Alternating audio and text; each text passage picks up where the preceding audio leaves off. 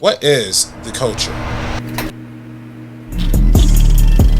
My name is Robert Butler III, and as a filmmaker from Compton, California, my lived experiences vary significantly from the culture that is repackaged and resold online. While real-world circumstances inform my worldview, the world views those circumstances as marketable. I mean, if I had a nickel for every time someone at USC asked me for a hood tour, I could buy a double-decker bus. So how does something as rebellious and revolutionary as underground street culture become the face of high-end lifestyle? Having lived and worked on both sides of the fence, I feel uniquely qualified to tackle those questions. Notice I said we, it's not just me, I'm what the culture feeling. After graduating from USC Film School, I worked as a producer at an upstart e-commerce company that positioned itself as an urban luxury alternative. During my time there, the executives identified 6 key markets that best aligned with the company's younger, multicultural user base: fashion, sneakers, comics and collectibles, trading cards, music collaborations, and fine art.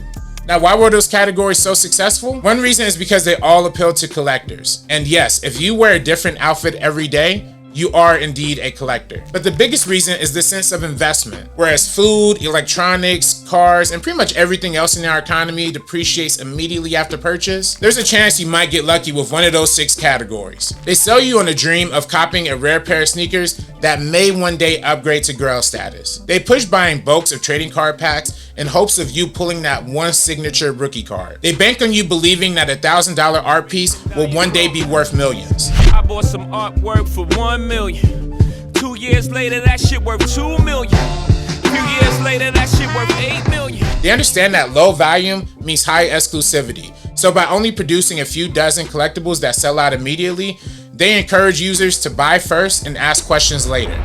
Isn't that kind of scary? That's the question I pose in my new anthology series, Urban Luxury, a 6-part miniseries that will take a twisted, surreal look at the commodification of the culture. Not every episode will be thriller or horror themed, but they will all unearth a profound truth about society's unhealthy relationship with Black cultural representation. Our goal is to raise $20,000 to produce the first 2 episodes of Urban Luxury as a proof of concept for the overall series. What are the 2 shorts? Well, the first one is Urban Space Cowboy. The story follows a once renowned comic book artist who is struggling with writer's block as he is confronted by an imaginary friend. The tone of this containment comedy is mostly satirical. Imagine American fiction with elements of magical surrealism. And the second short is called PSA 10. It follows an immunocompromised man who risks his life going to the mall to obtain a one-of-a-kind basketball card. This episode is a paranoid thriller, stylistically influenced by movies like Uncut Gems and Clockers. The goal is to raise $20,000 to produce both of these shorts as a proof of concept for the overall series. Now, why were these 2 shorts picked first before any other episodes? Well, it's because they're the most doable from a production standpoint. Both contain a relatively few number of characters in a singular location. Well, why contribute to me? Why contribute to this project? Well, my last Indiegogo crowdfunding effort, Timestamp, accumulated in an award-winning short film co-directed by myself and Cade Hughesby that enjoyed a successful film festival run before we self-distributed the film on Amazon Prime Video. Since then, I directed 2 more self-funded projects, In the Static and The Comic Shop. In the Static is a thriller short film written by and starring Danny Fernandez. It premiered at the Los Angeles Latino International Film Festival, LA LaLeaf, and played at the Michelle Film Festival, Essence Fest, Chicago Horror, and many other festivals since then. And The Comic Shop is a proof of concept comedy pilot created by and starring Cheyenne Iwolu. At its premiere at the Michelle Film Festival, The Comic Shop was nominated for Best Comedy Series and for Best Directing Comedic Short Form. Moreover, our screening at the Atlanta Film Festival prompted glowing praise from a local media outlet called The Peach Review. Now, there are a lot of risks and challenges associated with crowdfunding, but between Timestamp and my producer role on Johnny Rome's film Cardboard Castles,